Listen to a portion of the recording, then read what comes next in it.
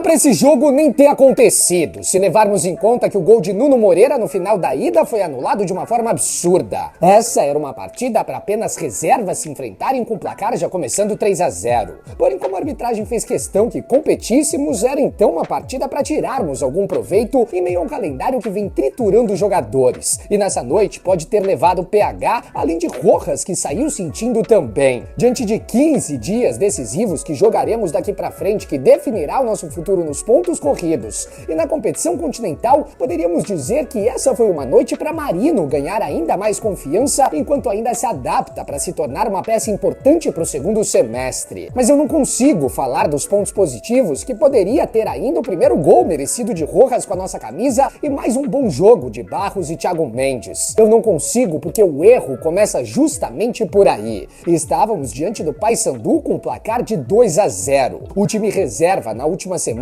deu conta e sobrou contra o Audax. Levar os titulares para qualquer emergência era plausível no banco de reservas, mas a irresponsabilidade começa com Renato Gaúcho. Eu afirmei nas redes sociais hoje que eu achava correto segurar o Thiago Mendes nessa partida, porque não podemos ficar colocando o nosso melhor jogador em risco em partidas que não precisamos dele. O meia jogou e foi expulso de uma forma absurda em outro erro da arbitragem na mesma fase contra nós. Mas eu me pergunto, por que ele ainda estava em campo naquele momento? Não teremos o craque do time nas oitavas de final, porque Renato insistiu em deixar um jogador de 34 anos até o fim em campo no meio de uma maratona de jogos até aqui. Nos últimos 2 anos, antes da sua chegada ao Vasco em 2025, Thiago disputou 29 jogos. Nessa temporada atual já são 23, e agora de fora de um dos mais importantes da temporada para o clube, que é o nosso foco principal, a Copa do Brasil. Mas o erro não esteve apenas aí. Renato deixou Barros, que será titular no sábado, até o fim, quando claramente ele já estava cambaleando de cansaço. Além de ter mandado o trio de ataque titular para campo, quando não precisávamos mais de resultado. Era só segurar esse 2-2 que se manteve. O técnico vem para entrevistas dizer que precisa poupar o tempo todo nesse calendário, mas usa suas peças sem necessidade. Ainda mais olhando após o apito final, onde a equipe caiu de rendimento com a entrada dos titulares. Porém, essa irresponsabilidade que eu me refiro não passa apenas por ele. Saldívia não é jogador pro Vasco, não é jogador pra Série A e talvez nem pro futebol brasileiro. Eu já tenho dito isso desde quando ele chegou. Agora já são 3 gols contra na temporada em 19 jogos, 2 em 7 dias, atrapalhando o time o tempo inteiro. Aceitem o prejuízo e negociem esse jogador na janela, porque prejuízo maior é manter em campo.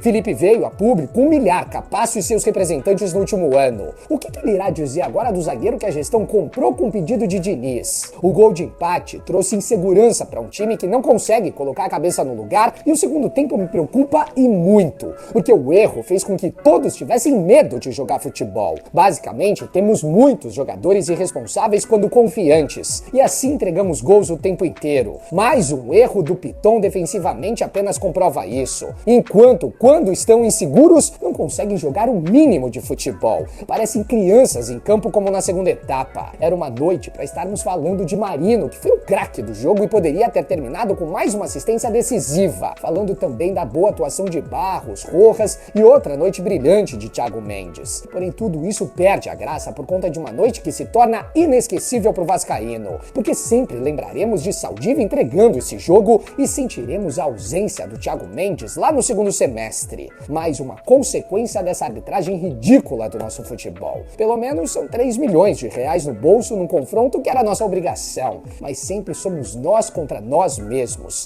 antes de enfrentar qualquer adversário. E esse é o maior problema do Vasco em 2026.